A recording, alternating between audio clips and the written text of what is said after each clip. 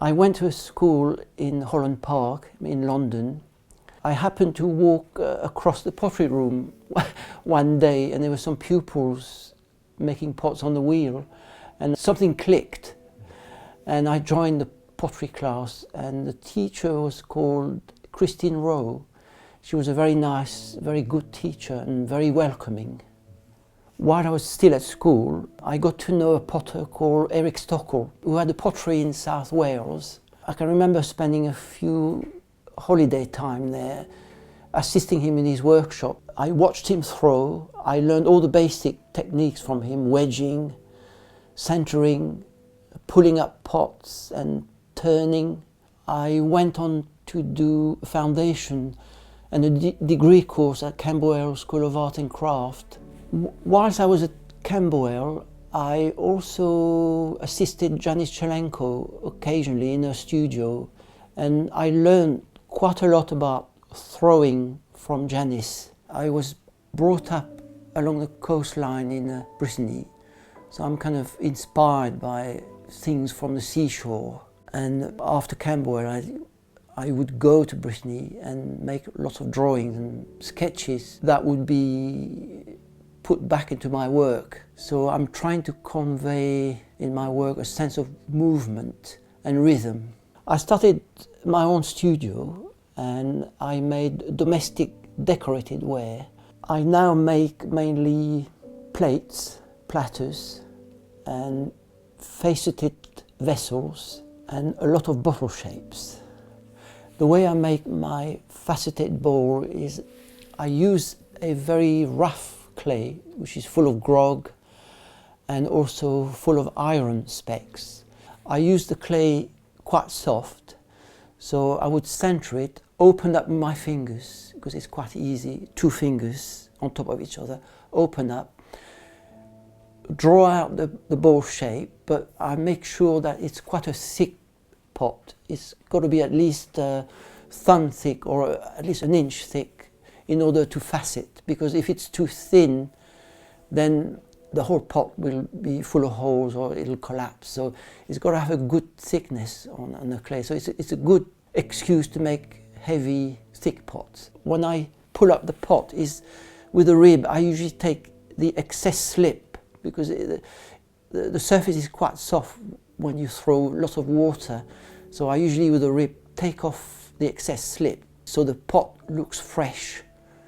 I try to make sure when I facet into a rhythm. So cut one side, cut the other side, or wobble the wire backwards and forwards into the clay, so I get a very sort of dramatic cut.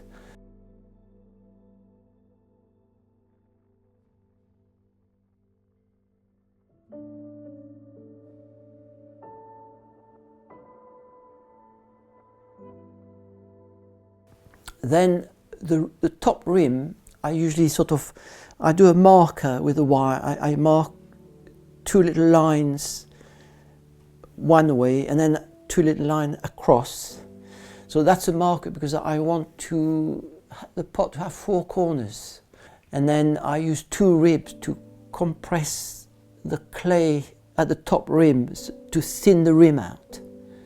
And that will stretch the clay slightly upwards and give me nice 4 corners in a sort of wobbly, uneven way.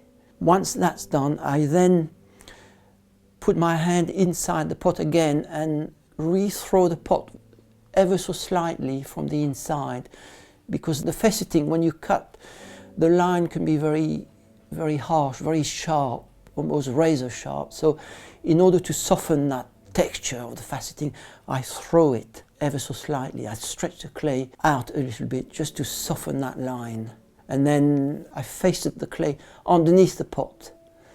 After that, I bevel it underneath so that I'm able to cut it and take it off with my fingers. So once the pot is leather hard, I then take a turning tool and then I might reshape the base, and then I'll quickly trim the middle of the foot, maybe with a little spiral showing the spontaneity of the of the making, and then maybe with my fingers just polish the foot ring.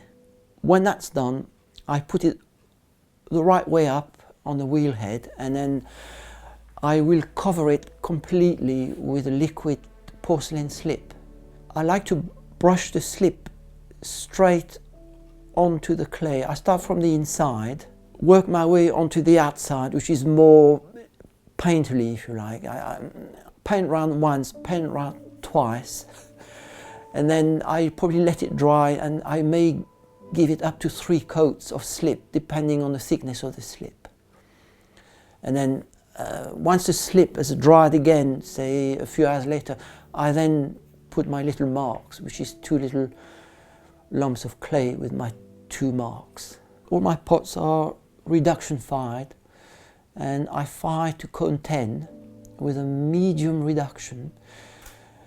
And over the porcelain slip I use a very basic glaze, stoneware glaze, which is dolomite based. It's a very simple glaze, because I find that the dolomite over the white slip gives me quite a luminous effect. And also the iron in the clay works through the slip and the glaze.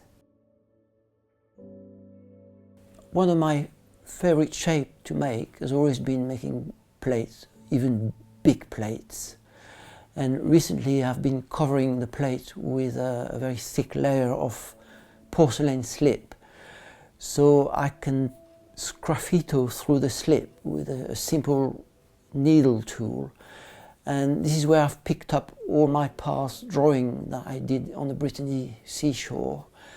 And I'm coming up with quite a wide range of different images. It's endless in a way. Looking at rock pools, the seaweed, the colour, the shape of the rock. So it's all coming back. And then again, this will be covered with dolomite glaze.